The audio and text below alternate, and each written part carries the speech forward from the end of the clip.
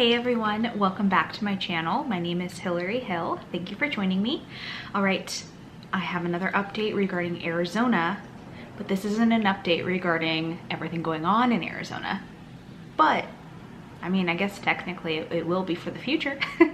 Let me just jump right in, all right? So Arizona House rejects a bill that would require ID for mail-in ballots. Yes, you heard me say that word. Ballots. Let me read this to you. The link to this article is in the description box below. All right, the Arizona House of Representatives on May 26 rejected a bill supported by most Republican state lawmakers that would have required voters to include identification with their mail-in ballots. Bill SB 1713 was rejected on a 29-31 vote, with 2 Republicans, State Reps Michelle Udall of Mesa and Joel John of Buckeye, joining Democrats in the GOP-led chamber to vote against it. Why? SB 1713, which passed the Republican-led Senate on March 8th, would require absentee ballots to include a voter's date of birth and some form of identifying number as part of the completed affidavit accompanying their mail-in ballots. So under the proposal, a driver's license, the last 4 digits of the voter's social security number, or the number of a voter's non-operating identification license number would have been acceptable. However, House Democrats argued that the bill would disproportionately affect votes from people who don't know the new rules or who don't have easy access to the required ID identifying documents. Honestly, my first opinion is if you don't have access, not even if you don't have access, if you don't know your social security number, what are you doing voting? I mean, that might sound harsh, but do you have one if you don't know it? I don't think I know anybody that doesn't know their social security number or who can't obtain their social security number. I mean, I guess it takes a little while to stand in line to obtain it if you lost it, but most people, you have to know that number to rent a house, get a credit card, pay your cell phone bill, open up any sort of account, basically. What do you guys think about that? All right, let me keep reading. This bill would disproportionately affect our tribal elders who don't know their date of birth and have inconsistent birthdays across their records. Democrat State Rep Jasmine Blackwater wrote on Twitter, tribal members also wouldn't be able to use their tribal IDs to vote. Okay, I mean, that answered some of my question. All right.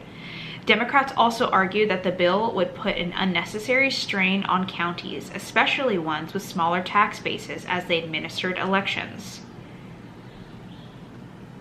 But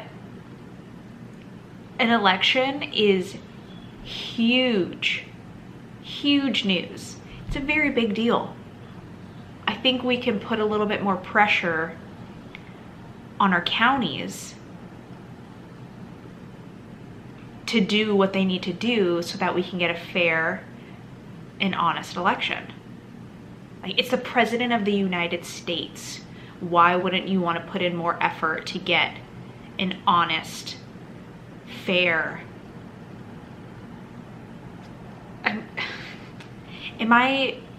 That's not harsh, is it? All right, currently in the process in Arizona's largest county, it is 528 hours of ripping the flap of the envelope at 1 second a ballot. Democrat State Rep Athena Salmon said. So the impact of 1713 would take that 520 hours right now of ripping 1 second a ballot, the status quo that we have, and it would add an additional 2,500. That's 2,500 hours, costing over $35,000. Okay, but once again, we're talking about the President of the United States, someone that could potentially have so much power over our country. I think we can spare $35,000. They noted that it could also put voters at risk of identity theft by putting their name, address, ID number, and signature together on the same form, thus deterring them from using absentee ballots. Voting by mail is overwhelmingly popular in Arizona, where over 80% of voters cast their ballots by mail, according to the Clean Elections Commission. We also have received notice from insurance companies that by putting this information, by putting your last 4 digits of your social security number and your birthday and your signature in the ballot envelope, it is an identity thief's dream come true. It compromises the identity of the voter and opens it up and exposes them to risk, in which their identity can be stolen later on down the road. I mean, I hear that as well, but there has to be a way around that, right? And I mean, maybe even more importantly, this can push people to go vote in person rather than sending in mail-in ballots. Republicans supporting the bill say it would restore confidence in elections following allegations of potential lies after everything that just went on in 2020. Yeah, and then it gets into a little bit about Maricopa County. But anyway, what do you guys think about that? Arizona. More things continue to be not looking good for Arizona right now, just with, you know, the checking going on from 2020, everything that's coming to light with that, people hiding things, people not telling the truth, nobody wanting to share actual information, and then this comes along and they don't want to pass this bill. Even like 2 Republicans even voted no against this, siding with the Democrats instead. I'm at a loss for words. What do you guys think about that? Let me know down below. I will continue to update you guys. Sorry, I'm putting these back on. I will continue to update you guys as I find new information, so don't you worry. All right, thank you everyone for following along and supporting me. I truly appreciate it. If you haven't yet, go ahead and click the link in my description.